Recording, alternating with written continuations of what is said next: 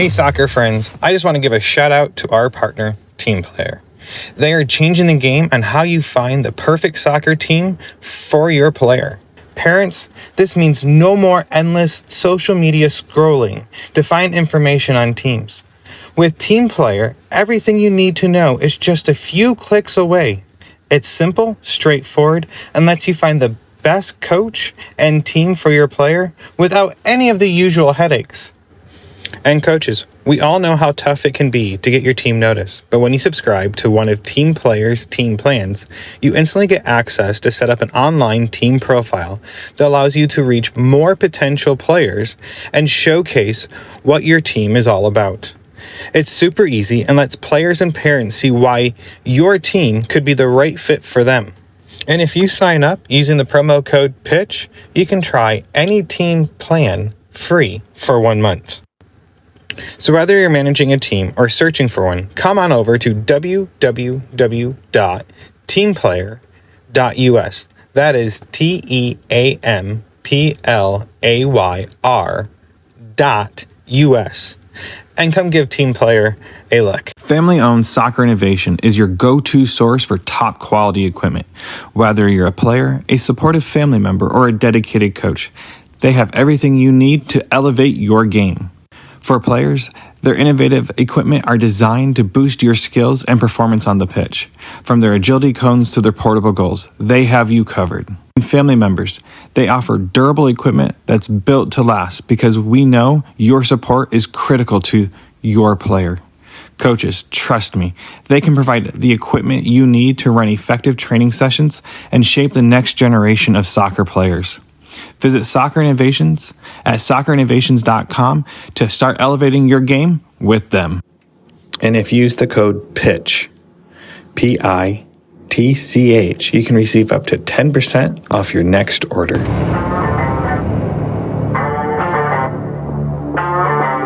Hello, and welcome back to Chat by the Pitch. This is Ian Babcock, your host. This week, I have Christine Ellis and Warren Cottle.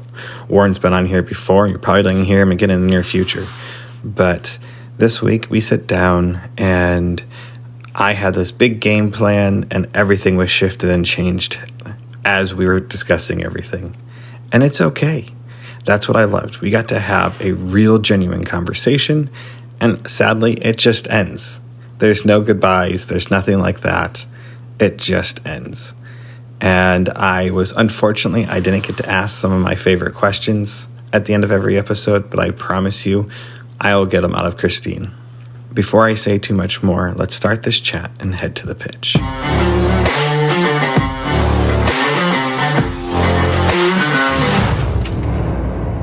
Hi, I'm Christine Ellis with Soccer Innovations. I run their social media. It's my family's company. My dad and mom started it out of our garage about 20 years ago. It's actually our 20-year anniversary. So that's me. And then I'm Warren Cottle with North Texas State Soccer Association, Director of Coaching and Player Development, and really excited about doing this. And then I do remember the old school days of Soccer Innovation. And your dad's a good man. Yeah, they used to, my dad says they used to call him the blue man. Like they were all blue to start with. They're That's true. mannequins. And I'm Ian Babcock. I'm the host of Chat by the Pitch. I'm just here to have a great conversation today. So we'll start off with Christine. You talked about Warren's program. Okay, What was it called again? yes, my dad, speaking of my dad, he did send me, I don't know what it was, I don't know, a Facebook post or something showing you, Warren, doing something called Soccer for Success, Dallas ISD. I'd love to hear more about that, what it entails. I'll tell you what, that's one of the more powerful things that I've heard in a very, very long time. And what it is, the U.S. Soccer Foundation, through a grant that they created out of the 94 World Cup, is going into the major cities around the country that are hosting World Cup sites. And what they do is they offer access to schools for PE education, as well as gives each PE program soccer balls. They get 20 soccer balls as part of the deal. And then they get a curriculum that goes from all the way through high school. And so that's for just Dallas ISD? that is anywhere in the Metroplex. So I know that I've got one in Birdville I'm going to be going to soon. And then there's also Northwest ISD, I think, setting up right next to my home. So basically anything within the area. But the goal is really to get soccer education out. And it's beautiful as a teacher, especially the ex-teacher myself. The curriculum comes with a daily plan. It's based on skills and fundamentals and whatnot. And then it even has the teaks that the teacher would put on the board, what they're looking for, the objectives and everything. So it's unbelievably user-friendly for the elementary perspective as well as the high school PE teacher perspective. But then, and really, and this might be your podcast, so it'd be one that'd be huge, is they've got really innovative people over at Dallas ISD. And then there's the athletic director, assistant athletic director in charge of soccer with Dallas ISD, named Marisela Lopez. It's actually knew her from El Paso. And then Whitaker as well, who's in charge of the PE programs. But what they've done is they're starting to something that I think is going to be a major game changer. And what it is at the elementary schools, they're starting to have soccer from, I believe it's fifth and sixth grade, maybe fifth to seventh, and offer a free program for them. They'll have teams, they'll play each other, and really building soccer out as something special. And I'm not sure where it's going. I know that they're looking to try to really make it special, and grow. I could see, and like I said, this is just totally Warren opinion. This is not really Dallas ISD so far, but I can see where you could tie it into grades, but really, and then after school programs for low socioeconomic people and people that can't afford to play the sport, can't afford the cost to go to a high power club. Because if you look at the environment in North Texas alone, and especially in the Metroplex, all your major clubs line up along 121. And there's a reason for that. And so when you look at that, those kids in Dallas and like I said, those parts of inner city Dallas, that great kids, great athletes, but their parents can't afford to take them up to Frisco, and their parents can't afford after school daycare programs. So the schools are going to offer soccer within the elementary programs. Then that'll feed into middle school programs and into high school programs. But trying to get an outreach to those kids. And I almost thought if you could take that and tie grades to it, and then use that as a platform to develop not just soccer players, but also people in places where there's not a lot of support for education. There's not a lot of things that you can do to help those kids out, but this would actually give kids an opportunity to use the game to get better. And so it started off with what your dad saw on the social media post. That was the first round of elementary teachers, and for my group, it was specifically middle school and high school coaches, and trying to get them. They're doing a really good job as far as coaching education. They'll bring us in to teach their coaches through the federation, through the licensing programs, but they're putting a lot of effort and emphasis into soccer within the schools. And like I said, Ian, probably the best bet I would say, even beyond this podcast, is bring Maricela and Dr. Whitaker in and really have them talk about their vision. Because I think that could be a whole new podcast in itself. I love that. You know, have you ever read Soccer Starts at Home by Tom Byer? No, I have not. Okay, so a lot of people that know me know that is a book that transformed the way I do things with my kids. And basically, I read it.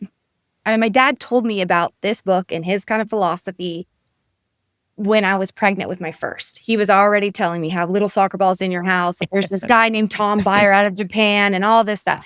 And at that point, I was married. I was working. Like, soccer was the last thing I was no. So I didn't give it any thought. And it wasn't until my oldest started playing and I saw that he really enjoyed it that I was like, maybe I should look at this book. So I read this book. And basically what it is he takes his young kids. Here we are in America. We don't really have a soccer culture like other countries do. But you can create that culture within your own home. So he built this program out of Japan, and he was on like their morning news, and we'd have these little ball mastery. And he would start it from the very early ages of 2 years old. And it's not like it wasn't like real ball mastery skills. It's very much just comfortability around the ball, manipulation inside your foot, just getting them familiar, top of mind with the ball, even from that 2 age, 3 age, from the home, and a parent encouragement, and just having little balls out and win, not forcing them, just win it. And they gravitate to it. And it's not immediate, but I saw it with both. Now my second son is same thing. We have 2 rebounders in our living room, and we have soccer balls all over. Because I've seen the benefits. Like, my oldest was not naturally coordinated. He was not naturally technical at all. And as soon as we did this ball mastery, it took about 6 months for you to really, all of a sudden, it transformed the way that he played. And everybody noticed. Everybody on our team noticed because he was always a strong, physical, fast player, but he was not technically, he was like bulldozer kind of kid. And then all of a sudden he now has like such great control. And I feel like that's such a gift that you can give these kids from these young ages. But in that book, he mentioned in America, there's tons of elementary schools and tons of middle schools that have gyms. Why aren't we in that gym having a futsal ball at their foot and teaching them to manipulate it? Because for two different reasons. One, it's to get the culture and get soccer more popular in the country. But then the second reason was I guess when you're doing ball mastery, it's also a mental and a physical task. So apparently when you merge the two, I'm not science-y backgroundy, but apparently when you merge the two, that's when real wires start crossing and the things start clicking, and you can really start forming habits and memory of that. So there's all these mentions about how it actually made them smarter in a sense by manipulating the ball is where he was going with that. So I've always thought, man, I live right across the street from elementary school. And I was like, I need to go talk to your gym teacher, see if I can go in there and teach futsal and have these programs, because I feel like they are so beneficial. So that to me really, and my dad, it sparked my interest because for those lower income families, but also just for the sport in general. And it would be awesome if all the schools could get on board. Right. But And then who knows, maybe this is that one school that comes in. So let me ask you this, because it'll lead in somewhat in questions that Ian you sent us. But how do you teach the kids inside the house? oh yeah.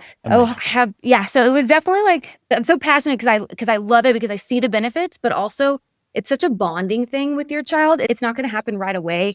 Both of them, it didn't happen right away. And I think the younger you do it, the better. I kind of caught it. I think my oldest was 6, which was older. I wish I would have started earlier, but now we're over a year and a half in and it just become normal. But what I did is we have hardwood floors. So already that's making a harder variable, which I like. It's balls traveling faster on it. So I just have soccer balls in our living room, and in our old house, we had just 2 open hallways. We didn't even have a goal. It was just a ball. And then I had balls scattered, maybe 5 different ones downstairs, and one in my bedroom, one in the living room, and one in the kitchen. So anytime they go by, they would start just playing it with it. So first I made it like, can you do this? Like, watch this. And sometimes I make funny sounds with it. And it's very much like I have a list of the very basic ball mastery that I would start with, which is like just having your foot on top of the ball, sliding it to the side of the ball. Then your left foot, sliding it to the side, and then top, sliding it to this side, top, this side. And then it's sole rolling the ball. Okay, now can you sole roll it, and then can you stop it? And then can you push it with the laces? Okay, can you try turning the ball with the outside? So we'll do figure 8s, we'll do little circles with the outside, small.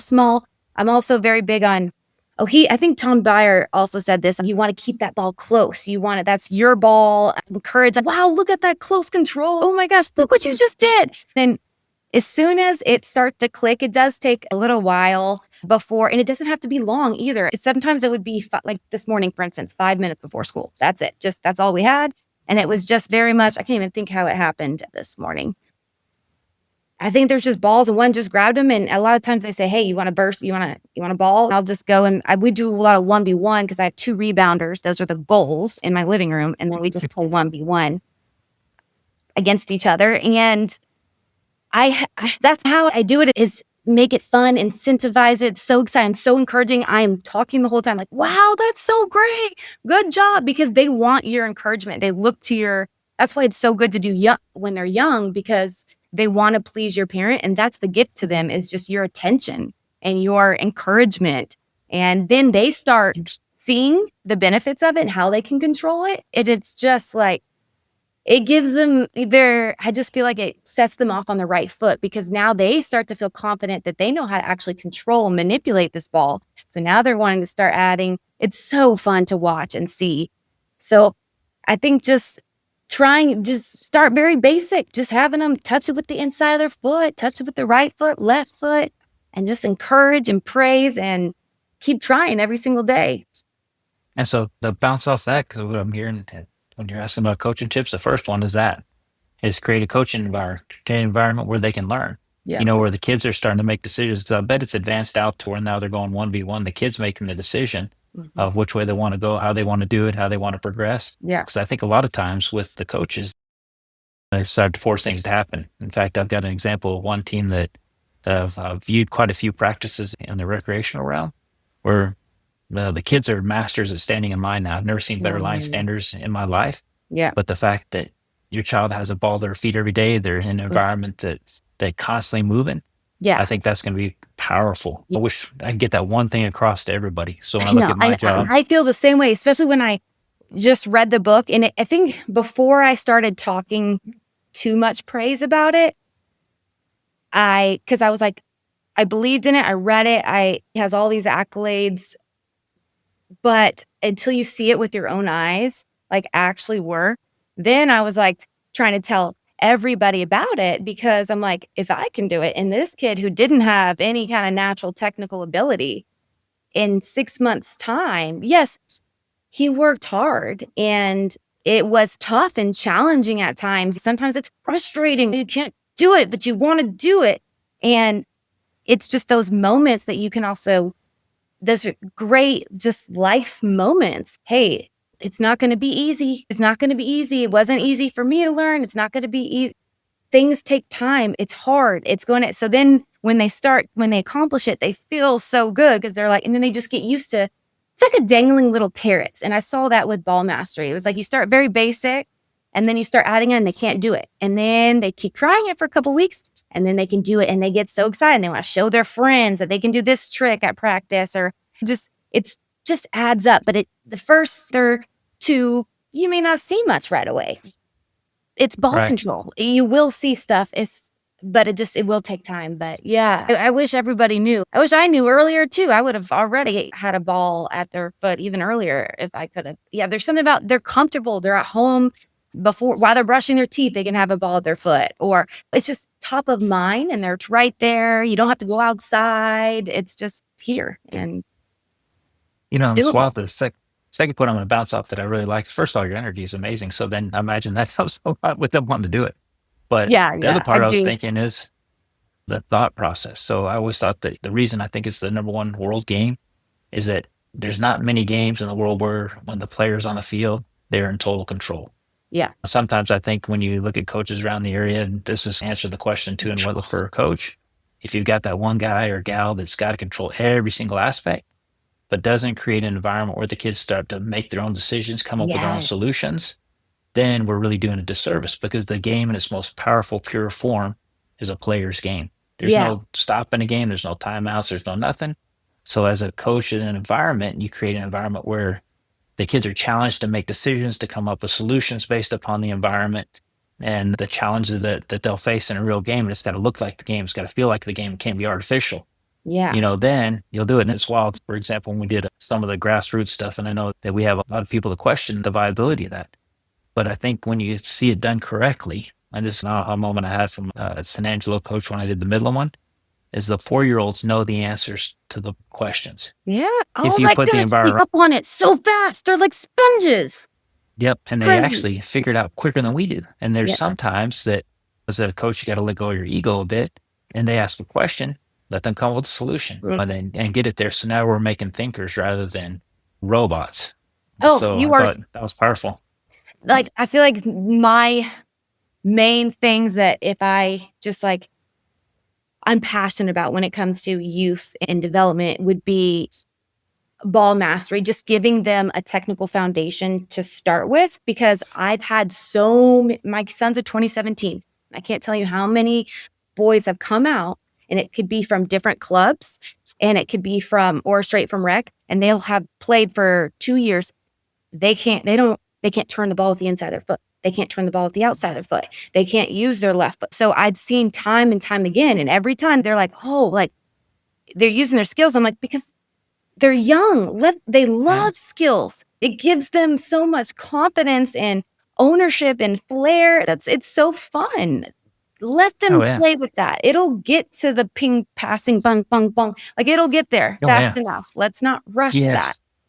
Not And at I all. think And ownership is 100%. another thing is like, do you, maybe not when they're 4 or 5 necessarily. As they get older, like now, before I sign my son up for each season, I'm like, okay, do you want to play this season? Yes. Okay, good. These is what the requirements are for this season. And we require effort and we require going to everything and a positive attitude. And you may work on certain things at home, like lay those out, but give them that decision. So I'm big on ownership because they got to feel like it's their journey and they just will put more into it and care more about it if it's their journey. But then what was something else that you said that I was along lines, of course, the long don't like that. Was it? There was something else that you said that I was like, it really made me think about development. I'll have to, no, I can't Oh, remember. that's fair. But basically giving them the tools at the young age, not caring about winning or pressure or top tournaments. Like that stuff just doesn't matter to me. What matters to me is seeing these kids come to me and then develop right before my eyes. And then all of a sudden they have all these skills they can do. And I'm in the younger ages, so it's different. But in those younger ages, to me, it's so fulfilling because they see the hard work that they've put into and then the fruition of it. And with no pressure, with not having to worry about competing to be in the top league or win that tournament or anything like that. We're actually going to do futsal with my team. We have to go 77 next. We've stayed 4 before up until this. I was very adamant about it. And so now Wisdom. we're going to go futsal instead. And because I just am another big believer of why are we rushing to, they need a lot of touches. They need a lot of experience, decisions. That's what you said that I was going after. The Yes. decision making, open-ended questions and like on repeat. And it's crazy because my younger son hears the things that I say at practice to Jason and everything, and he picks up on it. So we're over here playing 1v1 and he'll be like, oh, over there, that's a better passing angle. And I'm just like, he didn't really know what that means, but it's just little things, giving them that ownership of their journey and allowing them to make those decisions. It's just, I don't know. I'm passionate about setting those kids up for that right environment. I feel like sometimes our culture here in North Texas limits that a bit. To bounce off that as well, that in Belgium, found out that they're actually going to the younger age groups are 2v2 now, So they are which is too. a wild thing. But as one's a goalkeeper, now this will blow your mind. One kid's required to be the goalkeeper. No way. Never bear a goal. So it ends Huh. up being a 1v1 all the time. So basically, and they flip the whatever their break is or the quarter, half, or however they do it. So it's constant 1v1. So the kids Yeah. never, ever escape that Yes. situation. That's so it. they're constantly 1v1s coming in up development too. People don't Yeah. do that. And that's such a huge, like people like Anton Drance, like that's one of his like checklists when they come back is 1v1s in the competitive cauldron or whatever that he referred yeah. to it. And a lot of people think, we're not going to waste time on that. And I'm like, those are there's so many 1v1 moments in a game. That's fun. My kids love Right. doing 1v1. So yeah. Now to tag on that too with the 1v1 is that now the next thing you see when you go around a lot of places where we have these skills coaches, Yeah. where now it's 1v1 without a purpose or without an idea. So without application of that 1v1, it means nothing. So when I take on a player, it has to be for a reason. Mhm. It has to be something open up, something creating by doing so, not just because I received the ball, I never picked up my head, never saw anything. Yes. And now I'm trying to take on players. It's a forethought rather than an afterthought to Yeah. control. Yeah. And I think a absolutely. lot of it goes back to another coaching tip would be the eyes. And I'll Yes. tell you what, if I could think of one thing, in fact, all the coaching courses that I'm teaching I think I know what you're going to say, and I'm Go going for to it. be What is so it, Christina? excited about it if it is. as a coach, it's like a player. So when you watch the game as a coach, you don't look at the ball. You look at the players off the ball Yeah. and you see what they're looking at and what they're thinking of. And too many times with coaches and players, we get locked in on the ball. Yeah. And in fact, the best way to tell whether or not the team's getting it or not is that bunch ball, right? You always say bunch ball or pack ball or whatever the heck you want to call it. Yeah. I'll guarantee 90% of the time the reason they're bunching up is because their eyes are attracted to the ball and what you're Yeah. staring at, you're going to Yeah. naturally go to. Right. And so that's some of the stuff that we look at to try to fix, to try to show Yeah. techniques or the ideas within the courses to open those things up. Yeah. For You sure. know, and it's through game-based manner. And that's I think some people sometimes when they do the grassroots courses, they think they're going to come in and get how to run a drill. And I tell you what, drills have kind of been like a little tag in the back of my neck. When I hear that word, I just kind of, Yeah. because it A drill means there's no idea or pattern behind it, Yeah. progression in a practice, Yeah. right? Yeah. Instead of setting up an activity where a kid learns, where he's going to face things or she's going Yeah. to face ideas, they have to make decisions to come out. So, Yes. in fact, I've got a survey I put out to some of the associations that they're helping us get feedback on the coaching education side here. Yeah. But one person put in there, I don't want to do grassroots because they got to learn skills. All they do is teach sharks and minnows. And I thought, if you really look at for sharks and minnows what it is Yeah. skills. Yeah. It has, Because there's it's no hidden. cones. Yeah. And there's no lines. And then to your point, when you have the kid that doesn't do right foot, left foot, or soul roll or whatever, I guarantee there's a coach back there that's putting a line and they're dribbling through cones. Yeah. Or with this one example of the practice I've watched lately, is that they've got a line of 20 girls or 18 girls, and they pass to a person, they pass back, and then they shoot at a goal. Or even worse, they'd have some parents serving a ball off the side, and then the kid runs up. And so I think there was one practice where I counted one kid had 10 touches on the ball in an hour and a half. And That's then sad. get to the game and they scream at the players about not Yeah, trying or right. motivation, but they got to play. Literally, I had a So- parent last week. A kid came out for the first time, has been playing for another club. I don't know how long for the other club, but enough time. And she said, I was 9 minutes in, and I said, oh my gosh, he's already touched the ball more in this practice than he has the entire season with his other team. And that's because they had a roster size of 16 kids on their team. And I don't know what they're doing over there, but I am also I like to keep small, and touches. That's such a huge thing in the younger ages, getting those touches. So that's why I also am not the biggest on pressuring going into tons of tournaments. Cause I'm like, I'd rather just have another training session because they're going to get way more touches at this age. I'm talking, my son's 7. So I don't know how valuable doing a bunch of tournaments really are for development. Touches I'll tell wise, you they're what. definitely not getting that many unless they're playing 3v3 or a smaller side, which most of them now are doing 77 and pushing 99 or whatever. Well, I hate to say this, but I'll probably get myself in trouble with what I'm about to say. But tournaments end up being more about money Yeah. and making money than they're actually development. Because if you think about it, even looking at the Federation, there's a great book by John Cohn that the Federation uses. In fact, I've got it. So if I can find it right here. Yeah, it's the Player Holistic. What's it called? And The so, player. there Okay, you I go. need to get this then. Okay. The holistic method. Oh, okay. and so what it does is it talks about load and whatnot and how we do it. And so through the D course, they start introducing the C and the B. We're spending a lot of time in it. But if you think about the time that it takes, if you're playing a full-on match, one game in a weekend, it's going to take 72 hours for your body to recover. And so if you start to look at like play 3 games in one day, then the next day you got 3 more games and Yes. it's a final, a trophy. Gosh, I probably shouldn't say what I'm going to say, but I'm saying it anyway. A lot of times you look at it, is it more about a parent social event Mhm. or is it about the development of players? You Right. know, and then I get that there's a time and a place for everything and we like the tournaments, but sometimes you look at it as, is it really developmentally appropriate to those players to do that? Because by the Yeah. end of the day, and I'm sure you played, I Yep. didn't have a choice, but Yeah. with your dad, but Yeah. just like that same thing when I look at my kids, and Yeah. even when I played, when you get done with that, and I'll give the best example in the PDL team.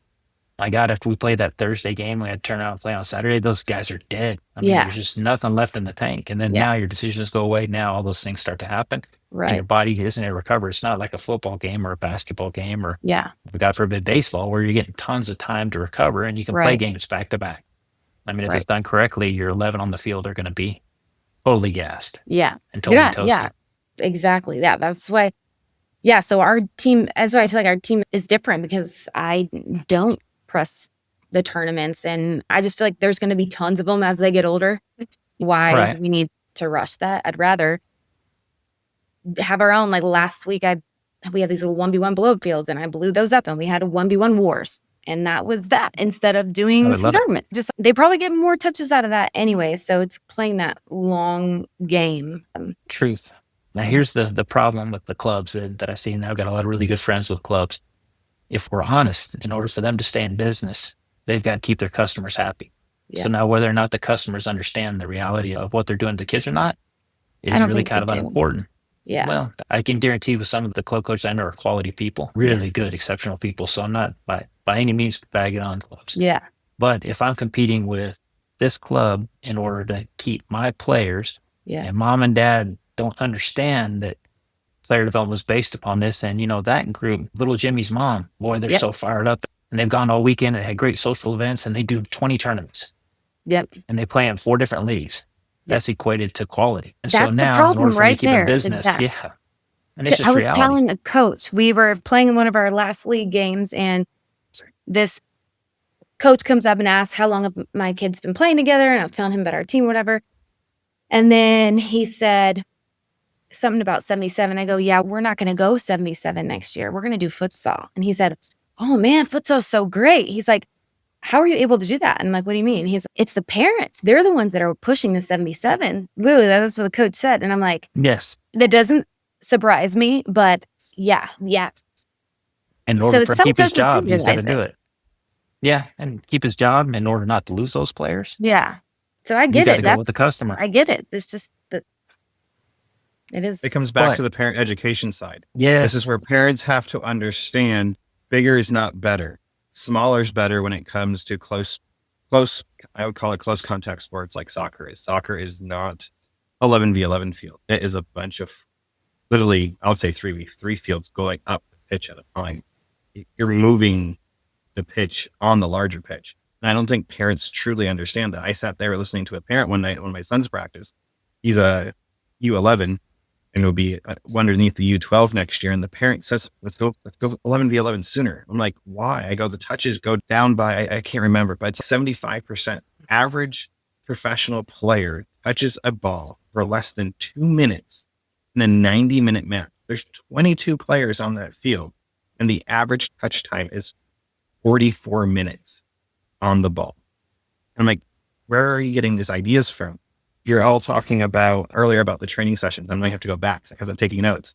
We're talking about the lines and talking about the player development. Everything I have talked to and every coach I've talked to, it doesn't matter where they're from, that has a true understanding of development. It has to be live action. It's great that you can go do these skills around a cone or a mannequin. I always tell my son, I built a mannequin for him I put up in the backyard. I make him play against me and the mannequin. Yeah. Because it's another thing in the way of him to play, for him to have something to overcome. But they all said you have to have that line. So there should never be a moment where you have 6 kids in line, because everyone should be involved in some way. And I think parents need to take a step back saying, yeah, they can go through this process of passing the ball. I don't know how many soccer games I watch every weekend, but it's the same pattern of the ball passing. You're talking about creativity. And as a parent, that's so critical. You're talking about the younger ages, trying to understand it. I feel like this is lost at the older ages. If you go watch Manchester City go play a match, you know exactly what they're going to do with the ball because that's what they've been taught to do. You don't see the creativity even at the high levels anymore because they know what this vibe, this type of pass over and over again, it wears out the player. And I'm Real Madrid has some creativity. I'll say that. Yeah. But I'm just saying, I'm just using this as an example because you see how they will pass the W in front of the goal and pass up the wing. Yeah. And it might be the right wing this time. It might be the left wing the next time, or it might be through the middle, but there's a pattern. You start seeing patterns. And as a parent, I teach my kid, look for the patterns. Yeah. When you play against a team, look for who they pass to. You're going to start seeing patterns that they only go up the right side. They only go up the left side. They only pass to this That's player. tactical, Yeah. Right. And you're teaching him, but this was what I was doing when he was playing 4v4. It wasn't even at 7v7 or 9v9. Yeah. This was at 4v4. I was teaching him this stuff and explaining to his whole entire team, because I was the co-coach, and explaining to all of them, look for it, look what foot they're touching, and start thinking. You talked about watch where the eyes are going. I can't tell you how many times I watched the coaches on the sideline watch the ball ping pong back and forth and not watch the players. And I had a conversation with a good friend, and he was telling me you have to journal through the whole game, like a mental journal. You can't journal during the match. Yeah, I'm but like, oh, damn.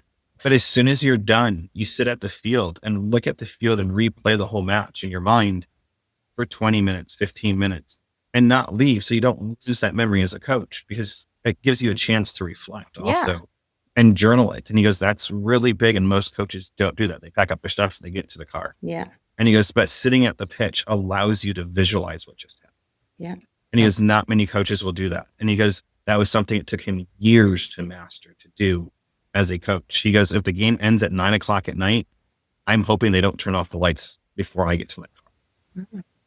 And he goes, and it was an eye-awakening experience as a parent because he's coaching 11v11, much older boys. But this is his philosophy was, how do you bring it back down to more of the player-centric approach and how you have that culture? You guys have talked about it indirectly. And to me, culture is everything. You guys have both talked about the player-centric culture, the bottom-up culture that you have instilled. The players are driving it. The players are excited. The players are doing this. You're just fostering the environment. And that's what parents don't understand. Christine, you talked about you're able to go indoor. People would lose their mind today. If you took teams over, Warren, you may be able to back me up on this. If you go to Europe today, they tell at younger ages, they might not touch a ball until game day during the week. They might not touch it at all until game day. Parents would lose their mind. Yeah, right. Yeah. I'm not sure about that. I was kind of jumped about that because PSV, I got back earlier this year. I got to go over and watch their deal. They do it totally different. Their kids play soccer. And they said one thing that, and there were different things that really stood out to me. One of those is that they have a place where you can look this up. They do soccer training, but then they also play basketball and they play volleyball. They play all these different sports and they do all these things and they do it in addition. Second thing, he said that they never ever tell their kids what to do as far as the game. Everything's questioning, everything's creating environments, everything is built upon them. And coming from like Eindhoven, PSV, you're going to have players because you're not going to be a Real Madrid. You can't afford to compete with the Real Madrid. So you got to develop players that are going to be top level players you can sell off to those big clubs in order to keep your business going. And that really stood out to me. Bounce off that culture idea. I want you to think about this, dude. And this is something that over my years from being direct coach when I first started off in high school and all that. I think my job, I've got to do a better job here in North Texas of getting coaching education out and really doing a better job explaining it. The survey we did shows that most of the coaches in there want that coaching education. They want it to be supported. But if we're realistic, it ends up being, it's a weird deal. Hey, correct me if you disagree. I'm okay with that. But if you take any local soccer association, for example, there's going to be one coach that wins the lottery at 4v4. Now, he may not know anything, but he's going to have the best athletes. They're going to solve the problems. That are going to fix it. They're going to be bigger, faster, stronger. They're going to win all the games. Instantly, that coach becomes the best coach. Now, he may not be the best coach, but he's got the best players. Yeah. So naturally, the community then goes to that best coach, and they think, "Oh, this guy knows what he's doing. He's got the best athletes." And so they start to grow. Now they get to an age when they're starting to go club. There's going to be two options. The club's going to draw him in, and they're going to put him in the club, and then they're going to start hopefully developing him. And there's the really top-notch clubs will do that. Yeah. Or they're going to start picking apart his team, or they'll take away his team from him after a couple of years, and they start doing it. But then the key factor, I think you look at this coach, then if you really want to pick a coach, is their education background. Not saying that a piece of paper gives you knowledge, because anybody else says, "Oh, you got an A license, whatever." It has nothing to do with the license. It has to do with the willingness to grow and learn as a person, to be knowledgeable about the sport. So if you're that, to continue that to learn. Force, yes, nonstop. Oh my God, every day I learn what I don't know, and I don't know much. And but you start to look at those people and you start to think that guy that gets to that point where now he's got the high level, whatever, 11v11 team, and they're still doing lines. You look at the background and think, okay, along the way, did you learn as a coach to grow?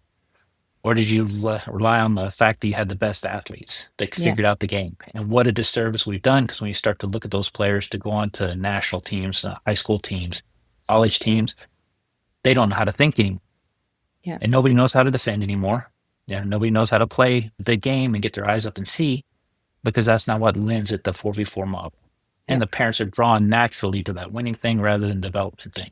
And that's where two things: have to do a better job in education of our coaches, and I've got to do a better job of getting that out to that 4v4 rec coach. Yeah. And that's something I got to find a way to do that. And the second thing is maybe we need to have a comprehensive parent education program so they understand. Now, they're not going to believe it, because winning at all costs is always going to be something they're going to fight, because they want to be around the water cooler, explain that their kid's on the best 4v4 team in the world. But at the end of the day, we're really missing the piece that's going to make these kids grow. And I don't think it's specific to soccer. I think this is probably across the board with all athletics and even in school. Yeah. And I think for me, like with my team, we had them since rec, and they knew about, my dad was also in my year. And then I went on my own tangent of discovery and reading and podcasting and books and articles and talking to people and everything, because I became a little obsessed with it too. What other countries are doing, yada, yada. And I dug myself a rabbit hole on youth development. But when that started happening, if I am reading or learning about something and I really am passionate about it, I'm going to want to tell everybody about it, share it. So for me, with my team is, as I was learning, so were they. As I was new articles, new things coming out, new countries doing different things, whether they read it or not, it doesn't matter to me necessarily. Like, I'm sending it out, and then lots of parents, just because of those multiple conversations, grew that trust that you're really wanting to do it the right way. And so that's why I do feel, I know a lot of teams maybe would not want to do 5v5 futsal. They would go to a 7v7 team, think that's not good enough or whatever. But because those seeds were education, the parent education was done before then. So they understood why I want to stay small-sided. Well, if you look at go ahead, Ian. I'm sorry. If you look at, you're good. Talking about the small-sided side of the game. If you look at the rest of the world, Brazil is a great example of this. They play Neymar. I think of his name there for a second. Like, a lot of them don't start playing on a real grass pitch until they're 13, 14 years old. They're playing futsal. They're playing these small-sided games until they actually have mastery of the ball. Mm-hmm. It's not anything to deal with anything else. If they can't control the ball, how will they be able to play on the field? If they can't make those short, quick passes to their teammates and make the overlap, there's no point of putting them on a larger field if they can't handle that, because that's what the game is. It's a bunch of small little overlaps, a bunch of little small passes that lead to bigger things. As they progress and get older and they can make those long 60-yard switches from wherever they're at on the field, it's a different story. But when they're young, if they can actually read what's in front of them, yes, I'm talking about the eyes and keeping it up and not bunching, it's all small-sided games. It doesn't matter. Can I take that example one step further? So like a Neymar example, it's actually no coach, no parameters, probably 4 pieces of trash and a ball. Yeah. And his buddies. And if Neymar doesn't produce, he's probably not going to get picked on the team to get to play with his buddies anymore. Yeah. And then he's going to go and he's going to watch the games and experiment. There's nobody telling him what to do. It's not 2 practices a week. Yeah. It's him and his ball and his buddies playing the game. Yeah. And then somebody looks at him and says, man, that kid can play. Then they start bringing him into different environments. They start advancing him out. So around the world, and this is why I think, to take it back to the Dallas ISD thing, if you could build that technical foundation at the beginning, that would be so great. I just play the game. Just play the game. Yeah. Sometimes your best coaches, and this kind of goes back to my first year that I'm learning how to be a coach, right? And there's so many things I did wrong. I want to apologize to all the players if they're listening to me that used to play for me. Yes, so sorry I screwed this up. But I'll never forget drills. We did drills all the time. Lines, none of this. And my rec coach, because God loves San Angelo Soccer Association. I still don't know why they let some college kid coach a rec team. And thank God they did. I'm here now because of it. But I was drill. And then this other team would beat us. And I'd ask the kids, because that's when I started to do the club stuff. Yeah. What do you guys do in practice? Because I'm thinking, what magic does this guy have? I go, Coach, all we do is scrimmage all the time. It made me so mad. I thought, well, what do you got? That doesn't make any sense. Yeah. So I drill and try to go back and get the kids going again and go, what do you guys do at Powell? We just scrimmage the whole time. Yeah. And then looking back on it, I thought, who was the real coach and who was the idiot? Yeah. I'm starting to think it flipped to be what I didn't want to say was it was me. Yeah. Doing drills and nothing was applicable, where this guy doesn't know anything about coaching the game. But what he did know is you put them on the field and let the kids figure it out. Yeah. And the kids figured it out and they could play. Yeah. So sometimes if you don't know, it's better to play. So then you talk about play, practice, play. Yeah. Gee, I wonder why U.S. Soccer came out with that. Yeah. Yeah. Because I think play, practice, play is the right model. And the more I have paid attention, the more I understood the play, practice, play is when I went back and read my notes on my grassroots side of it. I've never gone beyond my grassroots coaching. But the one thing that stuck out to me, and I keep on remembering, and I wrote it over and over in my notes, it was when you get to the last play part, the practice part has to be part of it. So many times these coaches go, I'm doing play, practice, play. I don't know what I'm doing wrong.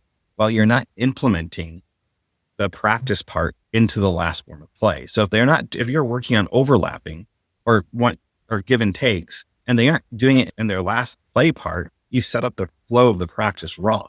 Because at the end of the day, you should be able to have that last practice part of the last play, and you're accomplishing some type of goal.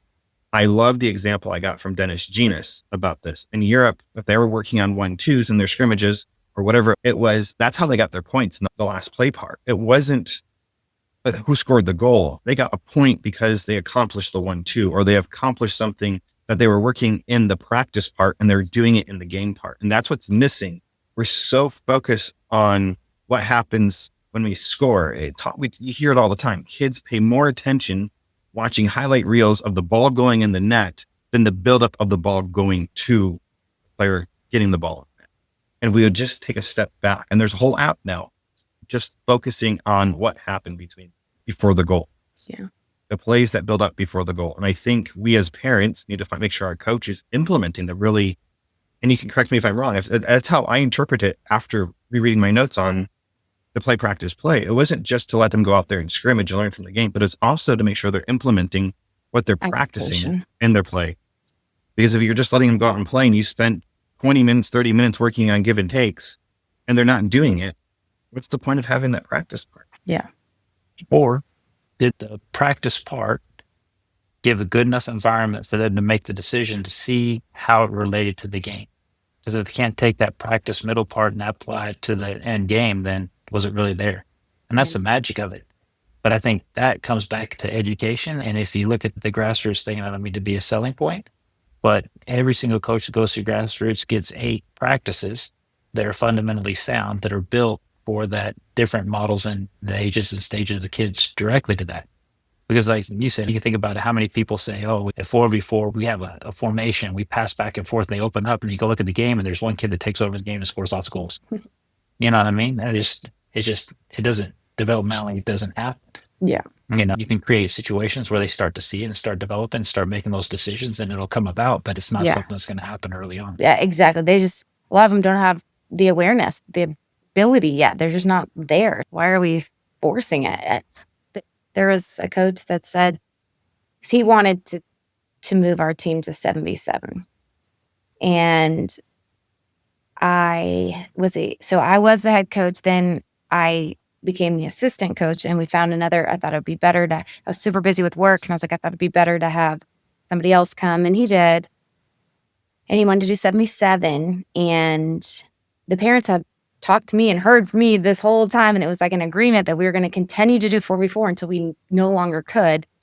But he wanted to do 7v7 because, when I asked him why, he said, because we've mastered 4v4. Yeah, and I was just like, no, we have not. Like, what? Yeah. No. Have you seen them play? That's not mastery of 4v4. He just wanted to get more heads in 7v7. But yeah, it's crazy to me. It's like, why are we, if they can't even really move around a 4v4 field that great, and yet we're going to move them to 7v7? It's just crazy. I'll say, like, you're talking about going 7v7. Like, I questioned my daughter's coach. They moved 7v7, but it was more of trying to grow the team because we're constantly cycling through players, and parents wanted 7v7. But practices is all 4v4 setup. It's not moving beyond that mentality.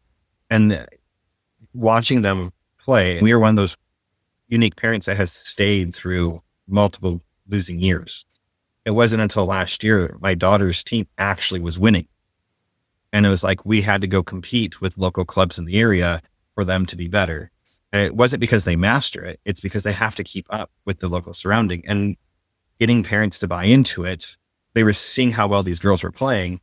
And it's, if the defender has the ball and she's dribbling up, someone's falling back to fill the position. And this is on a 4v4 field. They stay spread out. Everyone else was clumping. And we had parents come out and ask, like, how are you doing this? Well, we've lost for years. This is why, because we didn't change our core philosophy. Yeah. And this was really great to hear from the coach, because she believes, like, she didn't want to go 7v7.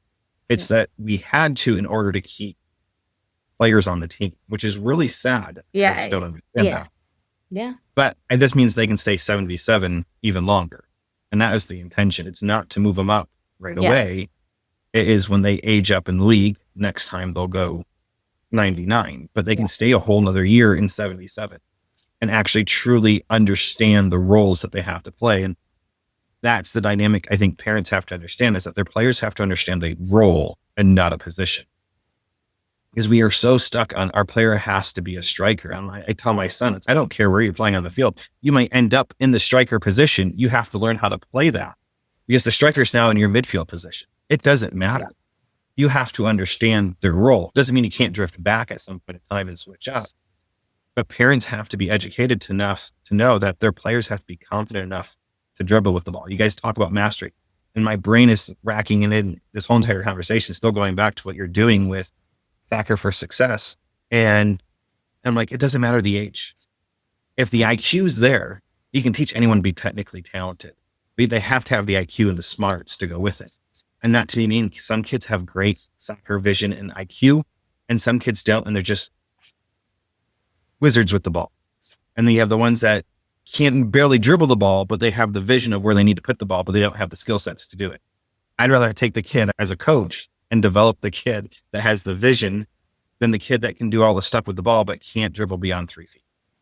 And it just blows my mind. Parents are caught up on that mentality. Like, this team does all this fancy movement, all this fancy skills, but can they actually do it and be successful?